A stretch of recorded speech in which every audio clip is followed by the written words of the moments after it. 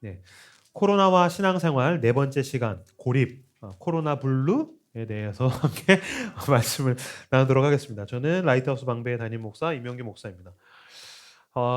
늘 이렇게 영상을 놓고서 이렇게 찍고 그거를 유튜브로 하거나 아니면 제가 이제 부산에서 설교한 거를 찍은 거를 여러분들한테 송출하고 그렇게 있다가 실제로 여러분들을 이렇게 얼굴로 마주하니까 너무 좋습니다.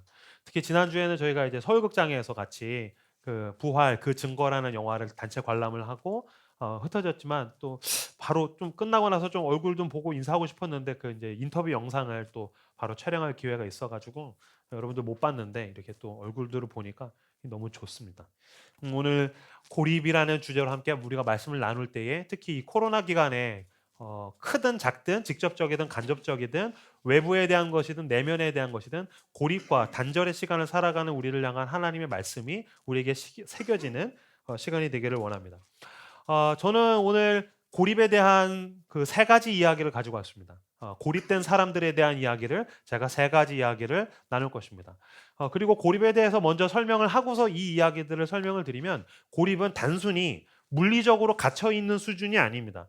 이 사회복지사 사전에 찾아보니까 고립은 타인과 분리되어 멀어진 상태, 심리적으로 타인에 대한 반감이나 접촉 공포를 말한다라고 설명합니다. 그러니까 완전히 그냥 딱 감옥에 갇혀서 나 혼자 있는 수준, 물리적인 고립이라고 볼 수도 있지만 심리적으로는 타인에 대한 반감이나 접촉 공포를 말하며 쉽게 말하면 이제 갇혀 있다라는 뜻인데 오늘 이 고립에 대한 세 가지 이야기를 통해서 고립이 무슨 뜻이며 또 고립을 살아가는 우리를 향한 하나님의 마음을 좀 새기시는 그런 시간이 되길 원합니다. 첫 번째로는 최근에 제가 너무 감명 깊게 읽은 책이고 또한 제가 운영하는 팟캐스트 떠람대오에서 이 책에 대한 이야기를 이제 떠들었는데 화면이 나오죠. 예, 패스트.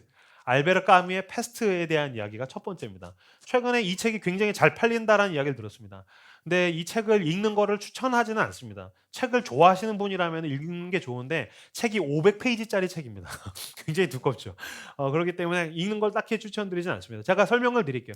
설민석이 하는 거 유튜브 보시고 제 오늘 설교를 들으시면 이 책 다 읽으신 겁니다.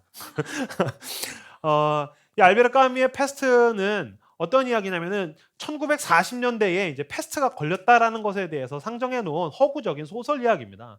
이 프랑스의 오랑이라는 도시, 북아프리카 지역에 있는 오랑이라는 도시에 쥐들이 막 죽어나가기 시작해요.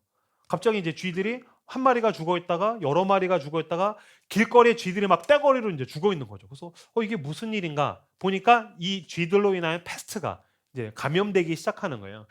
패스트는요 쥐들로부터 감염되는 쥐 벼룩에 의한 병인데 흑사병이라고도 했고 이건 걸리면 거의 다 죽는 어마어마한 지금 뭐 코로나도 물론 굉장히 공포스럽지만 패스트에 비하면은 세발의 피죠. 패스트는 걸리면 그냥 다 죽어나가는 거니까 쥐들이 떼거리로 수천 마리씩 죽다가 나중에는 이제 그 작은 도시에서 사람들이 매일마다 수백 명씩 죽기 시작합니다. 근데 이 알베르 까미가 이 패스트라는 무시무시한 전염병이 그 도시를 휩쓸었을 때의 그 도시에 대한 묘사가 굉장히 디테일하고 너무너무 진짜 기가 막혀요. 그리고 지금 코로나를 살아가는 우리와도 굉장히 닮아 있는 모습이 많습니다. 처음에 패스트다라고 했더니 사람들이 이제 막 공포심이 너무너무 커요. 이걸 어떻게 해야 되나? 어쩔 줄 모르고 너무너무 두려워하고. 그리고 이제 사람들이 죽어 나가니까 죽어가는 사람들을 향한 어떤 경외심이라든지 죽은 사람들을 향해서 슬퍼하는 마음들이 굉장히 큽니다. 그 죽은 사람들을 싣고서 기차가 이제 막 가요. 시체를 이제 묻으려고 기차가 막 가면은 사람들이 와서 그 죽음의 기차를 향해서 꽃을 처음에는 던져요. 애도한다는 뜻이죠. 당신의 죽음에 대해서 내가 슬퍼한다. 남일이 아니다라는 뜻입니다. 그러면서 누군가가 자기 주변에 있는 지인이 죽으면은 꼭 가가지고서 남열을 따로 묻어달라는 부탁도 합니다. 이제 너무 많이 죽으니까 매장을 해야 되는데 꼭 남자와 여자를 따로 묻어달라는 이야기를 하기도 하고 어쨌든 막 같이 슬퍼하고 그러는데 이게 1개월, 2개월, 3개월, 4개월 넘어가니까 이제 나중에는 죽으면은 빨리 벗어나야 되는 거예요. 왜냐면 나한테 이게 옮을 수 있으니까. 그리고 그 죽음의 기차가 지나가면 누구도 더 이상 그 길거리에 나와서 그 기차를 바라보지 않게 됩니다. 남녀를 따로 묻어놓기는커녕 그냥 한 구덩이에다가 사람들을 다 그냥 같이 매장하게 되고 매일마다 매스컴에서 라디오에서 신문에서 몇백 명이 죽었다. 몇백 명이 죽었다라는 숫자가 나오는데 사람들은 사실 그것에 대해서 이제 민감하게 반응하지 않아요. 이게 지금 우리랑 굉장히 닮았죠. 사실 지금도 우리가 매일마다 저도 확인을 하지만 그냥 세 자리군. 이 정도 수준에서 격리되겠군. 두 자리군. 조금 자유로워지겠군. 이 정도지. 사실 거기에 대해서 굉장히 민감하지 않죠. 우리 주변에서 사실 막 코로나로 인해서 죽어가는 사람은 없지만 직간접적으로 코로나로 인해서 고통당한다라는 사람의 이야기가 막 예전처럼 막 피부에 와닿지는 않아요. 딱 정확하게 1940년대, 70년 전에 거기서도 똑같이 얘기해요. 패스트로 인해서 주고받은 이야기, 매스컴으로 온 이야기를 사람들이 회자하기는 하지만, 주고받기는 하지만 거기엔 사실 사람들은 크게 감정이입하지 않는다. 알베르 까뮈는 뭐라고 얘기하냐면은 사람들은 사실 자기에게 있는 굉장히 사소한 즐거움에 훨씬 더 집중하는 경향이 있다. 지금 우리도 그렇죠. 사실 우리가 뭐에 집중합니까? 넷플릭스죠. 드라마에 굉장히 크게 집중하고 나한테 작은 즐거움을 줄 수 있다면 그 사소한 즐거움에는 굉장히 몰입감을 가지지만 세상에서의 큰일이라든지 관계에서의 큰일이라든지 나에게 맡겨진 내 인생의 커다란 일, 세상에서의 일에 대해서는 우리는 사실 크게 관심이 없는, 그래서 사실 그것이 이제 고립의 상태라고 이야기를 합니다. 죽음과 고통과 세상에 대해서 더 이상 비장함을 상실하게 되고 작은 일들에 일이 일비하면서 휩쓸리면서 살아가는 것이 그 1940년대의 패스트에 대한 이야기입니다. 모든 사람이 그냥 남일처럼 정부가 알아서 해주겠지, 누군가는 알아서 해주겠지라고 하는데 주인공이 베르나르 리우라는 사람이에요. 리우. 이 사람이 주인공입니다. 이 사람은 의사예요. 이 사람이 의사인데 제일 먼저 이게 패스트라는 것에 대해서 이야기했던 사람이에요. 되게 흥미로운 게 뭐냐면 거기서 이게 패스트 같이 보이는데 의사들끼리도 이거 패스트예요라는 얘기를 안 해요. 왜냐면 너무 큰 문제니까. 그럼 패스트라는 걸 알게 되면 너가 뭘 할 수 있는데 정부에서도 이게 패스트 같은데 패스트라는 것에 대한 이야기를 하지 않아요. 왜냐면 패스트라고 하면은 정부에서 나라에서 올 그 혼란들을 어쩔 줄을 몰라요. 그래서 이 주인공이 이게 패스트라는 사실을 내가 인정을 해야 되나 말아야 되나라는 것을 놓고서 고민을 하다가 창문을 열고서 막 생각하는데 저쪽에서 그 공장에서 기계가 막 돌아가요. 착각. 공장에서 기계가 돌아가는 것을 놓고서 소리를 듣다가 리우가 생각해요. 내가 이것에 대해서 다 책임질 필요는 없다. 나는 저 공장에서 부품들이 돌아가는 것처럼 나는 이 사회에서 나에게 맡겨진 이 책무를 내가 매일마다 반복적으로 돌아가면서 성실하게 하면 될 뿐이다. 그리고서 서신을 프랑스 정부에다 보냅니다. 이거 패스트다. 그러면서 이야기가 이제 막 전개되거든요. 나중에 이 베르나르 리우는 막 사람들이 죽어나가고 막 고통당하고 어떤 사람들은 이 패스트 속에서 사람들이 힘들어하는 게 더 좋아가지고 불이한 이득을 취하는 사람들도 있고 여러 가지 운상이 있는데 리우는 늘 성실하게 사람들을 쫓아다니면서 치료를 해줘요. 근데 그때 한 기자가 와서 물어요. 랑베르라는 기자가 나는 당신처럼 영웅주의를 가지고 사람들을 도와주거나 치료하는 데 관심이 없다고. 나는 지금 내가 이 도시를 벗어나서 내 사랑하는 여인이 있는 그 파리로 빨리 가는 게 자기에겐 소중한 일이라고. 난 당신처럼 영웅주의에는 관심이 없어. 그러니 나한테 사람들을 치료하는 일을 하라고 강요하지 말아요 라고 랑베르가 딱 따지니까 이 리우가 이 책에서 제일 중요한 주제 문장을 이야기합니다. 나는 영웅주의 때문에 이 일을 하는 것이 아닙니다. 패스트와 맞설 수 있는 가장 유일한 힘은 성실성입니다. 라는 이야기를 해요. 패스트와 맞설 수 있는 가장 유일한 힘은 성실성입니다. 라는 이야기를 해요. 이게 이제 이 책에서 제일 중요한 문장이거든요. 아니 성실성이 뭐가 중요합니까? 라고 이야기할 수 있는데 여기서 말하는 성실성, 로네르테라는 단어는 여러 가지 단어로 해석을 할 수도 있지만 여기서 말하는 성실성은 뭐냐면 세상이 어떻게 되든지 간에 자기에게 맡겨진 그 책무를 다하는 성실성. 이거는 사회에서는 직업일 수도 있고 가정에서는 가정에서의 책임일 수도 있고 어떤 나에게 맡겨진 것에 대해서 왜냐하면 고통의 시기에는 막 세상이 막 널뛰게 하듯이 막 변하거든요. 그게 변하든 말든 나는 내 길을 가겠다라는 것에 대한 성실성. 사람들이 감정적으로 막 지옥에 갔다가 천국에 갔다가 막 길거리 카페 쏟아져 나와서 막 즐기다가 아니면 막 집에서 숨어 있다가 막 한강에 쏟아져 나와서 막 맥주를 마시다가 막 두려워하다가 사람들은 계속해서 변하지만 그것과 상관없이 나는 내게 맡겨진 이 성실한 길을 가겠다. 이게 이제 로네르 때거든요. 패스트와 맞설 수 있는 유일한 힘은 성실성입니다. 라는 이야기를 합니다. 이거는 지금 코로나를 살아가는 우리와도 굉장히 유사할 수 있죠. 우리도 이 고립 속에서 적응해 가면서 살고 있죠. 1940년대에 이 알베르 까뮈의 소설에서 사람들이 고립에 적응해서 살듯이 우리도 지금 사실은 코로나에 적응해서 살아가고 있죠. 사람들과 만나지 않는 게 사실 우리는 이제 좀 편해지는 시기가 되었어요. 나 혼자 자발적 고립 속에서 즐기면서 살아가는 게 적응되는 시기가 되었어요. 사실 저도 여러분만 그런 게 아니에요. 저도 집에서 유튜브로 예배를 드리는 게 너무나도 편하다는 솔직한 이야기. 그죠? 그냥 주일날 일어나가지고 그냥 유튜브 켜고 예배 드리는 게 너무나도 편한 거예요. 이것이 무엇입니까? 사회적으로든 관계적으로든 영적으로든 자발적으로 고립된 것. 여기에 적응해서 살아가는 것이죠. 근데 이런 가운데에서 우리가 인정해야 될 것이 있습니다. 무엇입니까? 이 고립에 적응해 나가면서 우리는 분명히 어딘가에 대해서는 나태해져 가고 있다는 것입니다. 과연 나는 정말 하나님 앞에 영적으로 성실한 사람입니까? 나는 과연 이 땅에서 하나님을 사랑하면서 이웃을 사랑할 때에 관계적으로 성실한 로네르 때의 사람입니까? 주님께서 내가 내 인생을 살아가다가 나는 언젠가는 죽어서 심판대 앞에 서게 되겠죠. 우리는 지난주에 부활 그 증거라는 영화를 통하여서 죽음을 앞에 둔 한 천정원이라는 여인이 어떻게 살아가는가를 보았습니다. 그 여인은 매일마다 죽음 앞에서 살아가는 사람이고 우리는 그렇지 않은가요? 아니죠. 우리도 매일 그 죽음을 향하여서 살아가는 사람입니다. 그랬을 때 과연 우리는 하나님 앞에 로네르 때 성실하게 나에게 맡겨진 삶을 살아가는 사람입니까? 이웃을 사랑하며 이웃을 치유하며 이 사회를 섬기는 성실한 사람입니까? 라 그랬을 때에 우리는 어쩌면은 이 코로나 블루에 적응해 버린 사람일 수도 있다는 것입니다.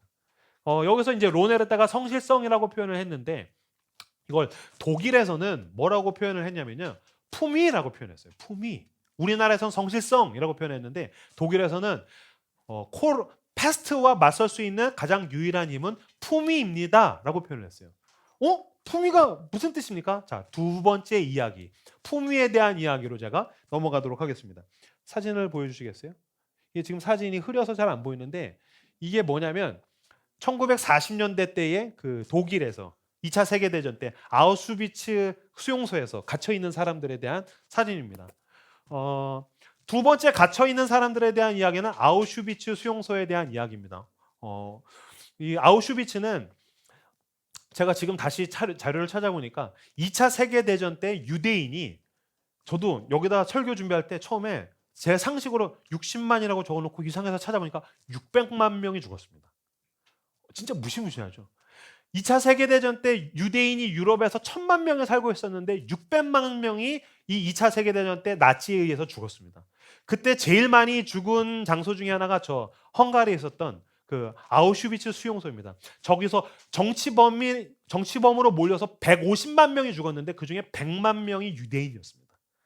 100만 명이 죽어나가니까 또 사람들을 이제 만약에 내가 나치 군인이에요. 그럼 총으로 쏴 죽이거나 뭐 죽창으로 찔러 죽이거나 이렇게 잔인하게 죽이면 군인들의 멘탈이 나가버리는 거예요. 왜냐면 죽이는 사람들도 상식적인 인간이니까. 그러니까 나치가 아주 잔인한 지혜를 생각해냅니다. 사람들을 대량으로 학살하려면 인간이 인간을 죽여서는 안 된다라는 놀라운 지혜를 발견합니다. 그렇기 때문에 대량으로 인간을 죽이려면 인간성을 말살해야 된다라는 전략을 짜내요.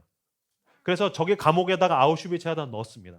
그래서 인간성을 말살하자. 인간의 어떤 존엄성을 말살하자. 인간의 격을 말살하자라는 아이디어를 냈어요. 두 가지 방법을 대표적으로 썼습니다. 첫 번째, 씻지 못하게 했습니다. 씻지 못하게 하는 거예요. 두 번째, 화장실을 못 가게 했어요. 씻지 못하게 하고 화장실을 못 가게 했어요. 그래서 물은 인간이 마실 수 있는 최소량의 물만 줬어요. 두 번째, 화장실을 아주 극도로 최소 한도로만 놔서 1시간, 2시간씩 기다려서 줄을 서야지 화장실에 갈 수 있게 만들어놨어요. 그랬더니 사람들이 어떻게 하냐면 씻지 않기 시작해요. 그냥 먹어버려요. 물을 먹고. 씻지 않아요. 수염이 나고 온몸이 그냥 지저분한 상태에서 냄새가 막 나는 거죠. 화장실을 가지 못하니까 사람들이 자기가 살아가는 자는 곳에서 숙소가 있죠. 숙소 근처 여기저기에다 사람들이 볼일을 보기 시작해요. 그랬더니 더 이상 인간이 인간의 존엄성을 상실해요. 눈빛이 흐리멍텅해지기 시작해요. 여기저기에서 그냥 살아가는 대로 끌려가는 그런 마치 좀비와 같이 사람들이 살아가기 시작합니다. 그랬더니 군인들이 죽여야 할 사람들을 골라 할 때 죄책감 없이 고르기 시작하는 거예요. 너 나와, 너 나와, 너 나와.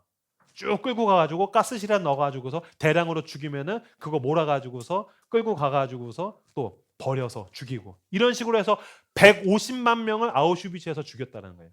이때 이 아우슈비츠 수용소에 누가 있었냐면은 빅터 프랭클이라는 심리학자가 있었어요. 이 사람도 유대인이었는데 이 사람이 거기에서 이 아우슈비츠 수용소에서 살아간 것을 토대로 해서 사람들을 관찰하면서 산다라는 것은 무엇인가? 인간은 어떠한 존재인가에 대해서 써내려간 책이 죽음의 수용소에서라는 책입니다. 근데 이 빅터 프랭클이 감옥에 이 아우슈비츠에 갇혔는데 물이 주어지잖아요. 그럼 사람들 다 먹고서 그냥 말잖아요. 근데 이 사람은 3분의 2는 마시고 나머지 3분의 1을 헝겊에다가 묻혀가지고 씻기 시작해요. 모든 사람이 비웃어요. 너 뭐 하고 있냐? 난 씻습니다. 씻어요. 깨진 유리 조각을 구해가지고 그거로 면도를 해요. 면도를 해요. 그리고서 몇 시간을 기다려도 그 사람은 꼭 화장실에서 볼일을 보는 거예요. 그러다가 보니까 이 사람은 뭐를 유지하는 거예요? 쓸데없는 짓을 통하여서 성실하게 자기의 존엄성을 지키기 위한 싸움을 해나가는 거예요. 모든 사람들이 그냥 감옥에 갇힌 사람으로 살아요. 모든 사람이 고립된 사람으로 살아요. 모든 사람이 감옥에 적응해서 살아가는데 이 사람은 자기의 품위를 지키는 거예요. 이 사람은 자기의 존엄성을 지키기 위해서 매일마다 누가 보든 보지 않든 그 저항해 나가는 싸움을 싸우는 거예요. 그래서 이제 군인이 와가지고서 사람을 죽일 사람을 고를 때 이 사람은 눈빛이 다른 거예요. 이 사람은 자기의 존엄성을 지킨 사람으로서 거기에 서 있는 거예요. 희한하게도 나치가 군인이 사람을 선택할 때 이 사람은 고르지를 못했다는 거죠. 근데 그 이야기 책을 쓰고 나니까 당연하죠. 나 같아도 쭉 보다가 죽였을 때의 죄책감이 없는 사람을 고르지 자기의 존엄성을 지키려고 매일마다 저항하는 사람을 고를 수가 없겠죠. 이때에 쓰인 단어가 뭐였냐면 품위라는 단어예요. 그래서 아까 얘기했던 패스트와 맞설 수 있는 힘은 성실성입니다라는 단어를 독일에서는 품위라고 표현했어요. 이 품위는 무엇입니까? 인간의 품위라는 것입니다. 전염병의 사람들을 매일마다 수백 명, 수천 명씩 죽여나가도 내가 붙들고서 저항해 나가야 할, 지켜야 할 품위. 아우슈비츠 수용소에 갇혀서 매일마다 수백 명, 수천 명이 죽어나가도 내가 누가 보든 보지 않든 내가 지켜나가야 할 그 품위. 이것이 바로 그리스도인이 붙들어야 할 품위라는 것입니다. 고립이란 무엇입니까? 우리가 갇혀 있습니다. 갇혀 있는 가운데에 적응해 나가다가 보니까 무엇이 중요한 가치이며 무엇이 중요하지 않은 것인지에 대해서 분별하는 능력들이 사라지기 시작합니다. 때로 군중으로 살아가기 시작합니다. 군중처럼 살아가기 시작합니다. 그냥 흘러가는 대로 살아가기 시작합니다. 그때 신앙이란 무엇입니까? 매일마다 하나님 앞에서 내가 그리스도인으로서 품위를 잃지 않기 위한 매일마다 하는 저항인 것입니다. 그리스도인으로서의 품위, 그리스도인으로서의 저항, 그리스도인으로서의 존엄성이 있다라는 것입니다. 코로나에 적응할 때에 우리가 매일마다 주님 앞에서 무릎 꿇고서 기도하고 말씀을 붙들고서 분별하기 위해서 내가 예리한 칼날을 가지고서 나를 썰어가면서 내가 예리한 어떤 현미경으로 나를 지켜보면서 붙들어야 할 것이 그것일 것입니다. 나는 과연 그리스도인으로서의 품위를 지키면서 살고 있는가? 나는 과연 그리스도인으로서의 존엄성을 지키면서 살고 있는가? 모든 사람이 이렇게 살잖아요. 주님이 아니라 주님, 하나님의 사람이 어떻게 살기를 원하십니까? 그 품위를 붙드시는 저 여러분들 다 되시기를 주님의 이름으로 축복합니다. 그러고 보니까 예수님은 어떤 분이십니까? 예수님을 향하여서 제자들이 다 배신하고 도망갑니다. 로마 군인들이 와서 그를 고문하고 죽입니다. 십자가에 매달려서 예수님이 죽으실 때에 내가 구원해야 할 그 인간들이 나를 향해서 손가락질하면서 야, 네가 하나님의 아들이냐 하면서 조롱합니다. 그때 예수님이 뭐라고 합니까? 마지막에 주님께서 아버지야 하나님께 기도할 때 뭐라고 하십니까? 아, 억울해 죽겠어요. 하나님 복수해 주세요. 얘네들 다 싹 쓸어 주세요. 주님, 내가 얼마나 억울한지 아시죠? 내가 니네 구원해 줄 줄 알아, 이 나쁜 놈들아 라고 하지 않으시고 주님, 저들을 용서하옵소서. 저들이 자기가 하는 짓을 모릅니다. 이것이 예수님의 품위였습니다. 사도행전에 오면 순교자 중에서 스데반 집사님이 순교하게 되죠. 복음을 전합니다. 그랬더니 사람들이 와서 돌로 쳐서 스데반을 죽입니다. 스데반이 죽어 나갈 때에 똑같이 이야기합니다. 주여, 저들의 죄를 용서하옵소서. 저들이 무슨 짓을 하는지 모르기 때문입니다. 무슨 뜻입니까? 죽을 때까지도 스데반은 그리스도인으로서의 품위가 있었다라는 것입니다. 예수를 믿는다는 것은 무엇입니까? 세상 사람들처럼 살아가지 않는 것입니다. 코로나의 광풍이, 패스트의 광풍이, 아우슈비츠의 광풍이, 전체주의 나치즘의 광풍이 세상을 휘몰아 갈 때에 예수를 믿는 사람은 어떻게 살아갈 것인가? 그 존엄성, 그 그리스도인의 품위, 제자도의 품위를 붙들고서 매일마다 저항하는 사람들, 그 사람을 바로 그리스도인이라고 이야기한다는 것입니다. 세상은 사실 코로나 때문에 우리를 고립시키는 것이 아닙니다. 코로나 때문에 우리가 고립되었지만 제가 묵상하고 보니까 우리는 사실 늘 어떠한 것 때문에는 고립된 사람들입니다. 그렇죠? 뭐 코로나 아닐 때는 아까 그리팅 때도 한 분이 얘기했지만 사실 코로나 때문에 고립된 건 교회 나온 것뿐이죠. 직장인들은 늘 직장 때문에 고립된 삶을 살아갑니다. 그렇죠? 돈에 매여 있는 삶을 살아갑니다. 어떤 것에 중독되어 있는 사람은 그 중독된 것에 매여 있는 삶을 살아갑니다. 내가 추구하는 것에 매여 있는 삶을 살아갑니다. 사실 인간은 어딘가에는 묶여 있고 어딘가에 매여 있고 어딘가에 고립되어 있는 삶을 살아갑니다. 오직 진리만이 우리를 자유케 하는 것입니다. 오직 그리스도의 진리만이 우리를 자유케 합니다. 모든 사람은 죽음 앞에서 고립된 삶을 살아갑니다. 그렇죠? 그때 예수 그리스도의 진리만이 우리를 자유케 했을 때 주님이 주신 이 진리를 가지고서 자유함의 삶을 살아간다는 것은 무엇인가? 그러므로 코로나가 있든 아니든 그 상관없는 그리스도인의 품위가 있을 것입니다. 아우슈비츠에 있든 아니든 그것과 상관없는 그리스도인의 품위가 있을 것입니다. 내가 직장을 다니든 아니면 내가 취준생이든 그것과 상관없는 그리스도인의 품위가 있을 것입니다. 그 자유함을 붙들고 그리스도인의 품위를 붙들고 살아가시는 여러분들이 낮으시기를 주님의 이름으로 축복합니다. 세 번째 갇힌 사람은 바로 아까 우리가 나누었던 그 감옥에 갇힌 바울과 실라에 대한 이야기입니다. 이게 되게 흐리네요. 바울과 실라는 사도행전에 가면은 복음을 전하다가 빌립보 지역에서 복음을 전하다가 웬 귀신 들린 무당 여종을 만나서 계속 쫓아다니니까 귀신을 쫓아내줬더니 이제 무당이 점을 쳐가지고서 벌어들이는 돈이 쏠쏠한데 야, 귀신을 쫓아냈으니 뭘로 점치냐 하면서 이제 그 주인이 고소 고발을 해가지고 사람들이 와가지고서 바울과 실라를 후드려 패가지고서 기절을 한 바울과 실라를 감옥에다가 넣어버립니다. 눈을 뜨고 보니까 바울과 실라가 이제 감옥에 있는 거죠. 그리고 오늘 본문에서 보니까 바울과 실라가 한밤중에 일어나 뭘 했다고 합니까? 자, 본문을 다시 읽어볼까요? 24절, 25절, 사도행전 16장 24절, 25절, 26절까지 읽겠습니다. 24절에서 26절까지 같이 읽겠습니다. 시작.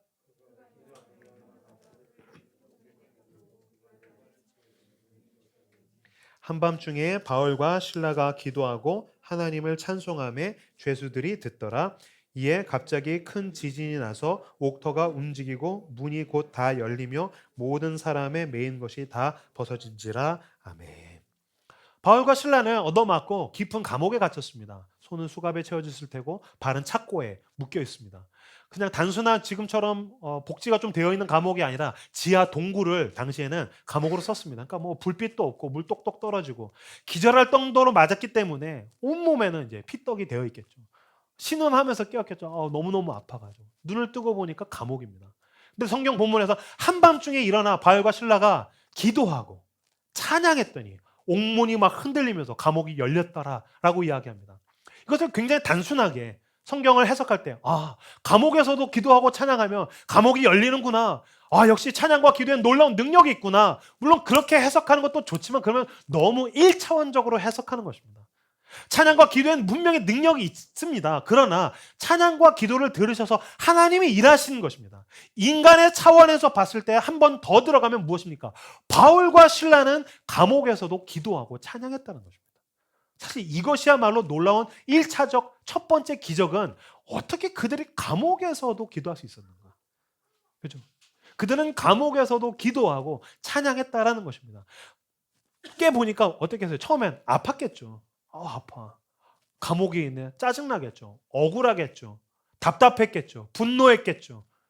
막 그렇지만 억울하고 답답하고 분노하고 부정적인 감정들이 막 터져나갔지만 거기 안에서 끝나지 않았다라는 것입니다. 그 감옥에서의 일반적인 인간의 감정에 그들은 적응하지 않았다라는 것입니다. 그들의 감정은 감옥 바깥을 향해서 나갔다라는 것입니다. 기도하는 가운데에 감옥에 갇힌 사람은 할 수 없는 감정들, 감옥에 갇힌 사람이 가질 수 없는 감정들이 하나님으로 인해서 부어졌다는 것입니다. 찬양했다는 것은 무엇입니까? 그들은 희망이 있었다는 것입니다. 그들은 기뻐하기 시작했다는 것입니다. 그들의 마음에 예수 그리스도를 향한, 하나님을 향한 희망이 나를 막 채워서 찬양했다는 것입니다. 몸은 감옥에 갇혔지만 그들의 영혼은 감옥에 갇히지 않았다는 것입니다. 그랬더니 감옥이 그들을 가둘 수 없어서 감옥이 터져나가서 열렸더라라는 것입니다. 이것이야말로 놀라운 기적입니다. 그들은 감옥이 그들을 가둘 수 없는 사람. 마태복음에 보면은 육신을 죽일 수 있는 사람을 두려워하지 말고 너의 영혼을 죽일 수 있는 자를 두려워하라. 육신은 갇혔지만 영혼은 갇히지 않은 사람. 그죠? 믿음이란 무엇입니까? 감옥에서도 감옥에 적응하는 것이 아니라 그 바깥 세계를 향한, 그 너머를 향한 희망으로 채워진 사람. 이것이 바로 믿음이라는 것입니다. 저는 이 코로나 기간에 사실 굉장히 걱정하는 것이 있습니다. 뭐냐면 이 좁아진 마치 감옥과 같은 세계에 적응하는 것입니다. 완벽하게 적응하는 것입니다.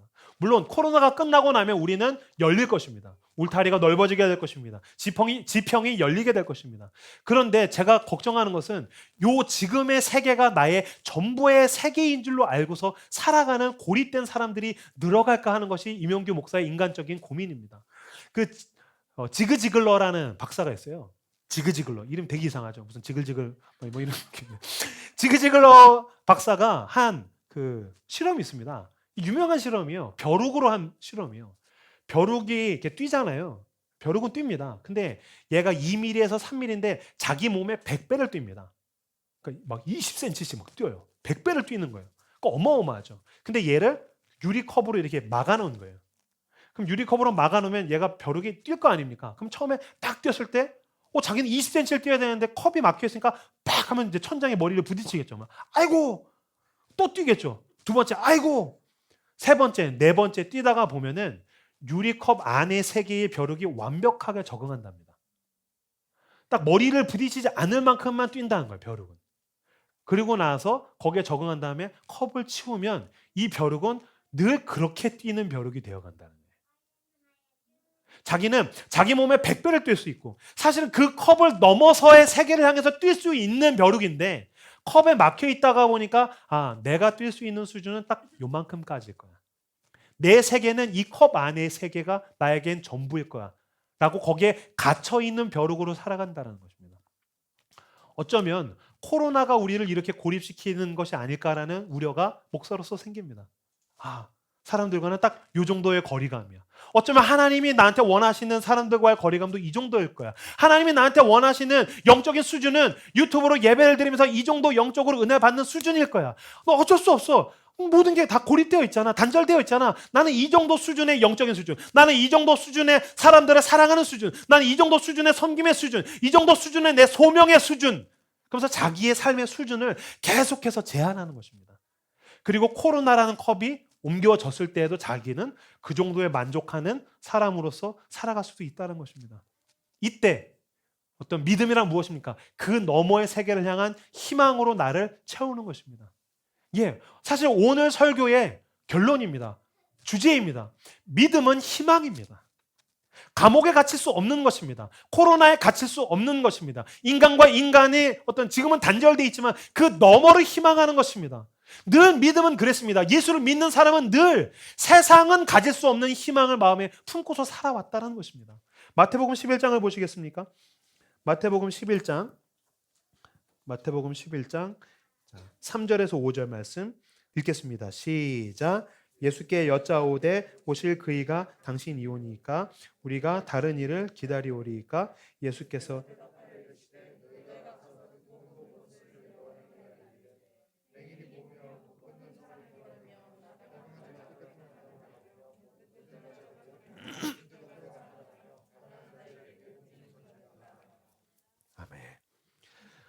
무슨 뜻입니까? 예수 그리스도는 어떤 분이십니까?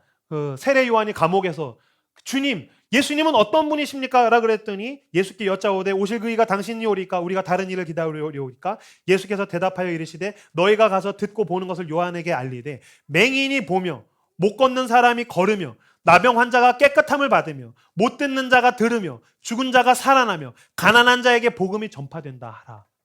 무슨 뜻입니까? 예수 그리스도는 모든 사람에게 희망이라는 것입니다. 보이지 않는 사람이 보게 된다.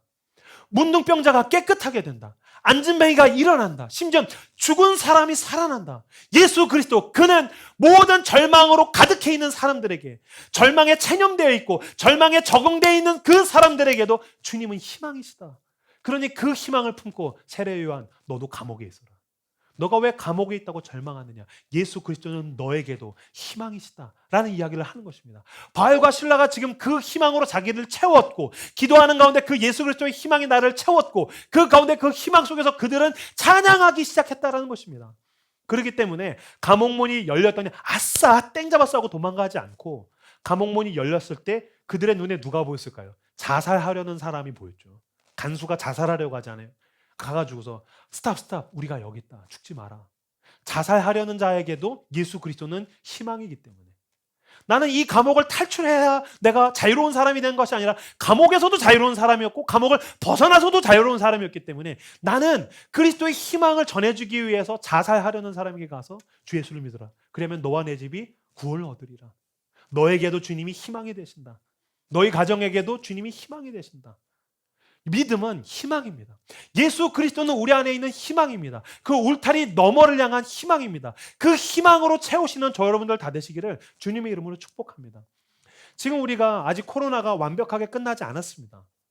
이 설교를 듣고서 나간다고 해서 여러분들이 막 전도를 해서 놀라운 대한민국의 역사적인 부흥을 일으키거나 사람들을 가서 뜨겁게 끌어안고 사랑할 수 없습니다. 그러나 믿음 안에 있는 사람은 그 세상이 어떤 일을 겪든지 간에 늘 그 안에 희망으로 채워져 있는 것입니다. 희망이 침체되어서 나태함으로 사그라들었다면 다시 희망으로 벅차오르는 것입니다. 예배는 그리스도로 인한 희망을 나를 채우는 것입니다.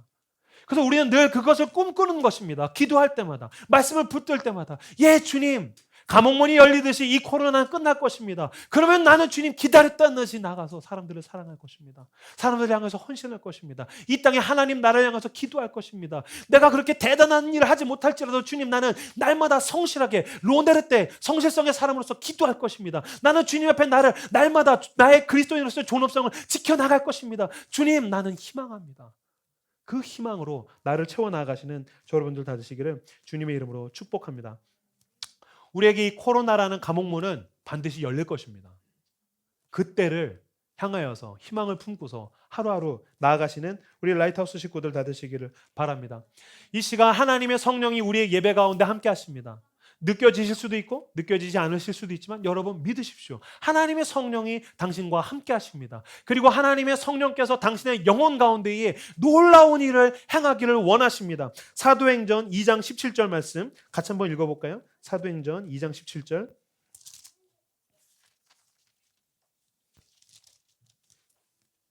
사도행전 2장 17절 말씀 같이 읽겠습니다. 시작. 하나님이 말씀하시기를 말세에 내가 내 영을 모든 육체에 부어주리니 너희의 자녀들은 예언할 것이요 너희의 젊은이들은 환상을 보고 너희의 늙은이들은 꿈을 꾸리라. 아멘. 절망에 길들여지지 않고 고립의 단절에 길들여지지 않고 주님이 주시는 그 희망을 품고, 주님, 하나님의 나라를 향해서 내가 살아갈 때에 주님, 내가 이 좁은 세계가 전부인 줄로 알고 사는 것이 아니라 주님이 원하시는 그 하나님의 나라를 향해서 내가 꿈꾸길 원합니다. 성령이 임하시면 자녀들은 미래를 향해서 예언하기 시작합니다. 갇혀있지 않는다는 뜻입니다. 청년들은 환상을 보기 시작합니다. 현실에 눌려서 그것이 전부인 줄 알고 생존의 사람으로 살아가지 않는다는 것입니다. 늙은이들이 꿈을 꾼답니다. 모든 게 끝난 사람들도 그 너머의 세계를 향한 희망으로 살아간다는 것입니다. 이 시간 하나님의 성령이 당신 안에 오셔서 주님이 그 부어주시는 그 희망을 채우실 때에 나를 열고 그것을 받아들여서 이 울타리 너머의 하나님 나라를 향하여 희망을 붙들고서 살아가시는 저 여러분들 다 되시기를 주님의 이름으로 축복합니다.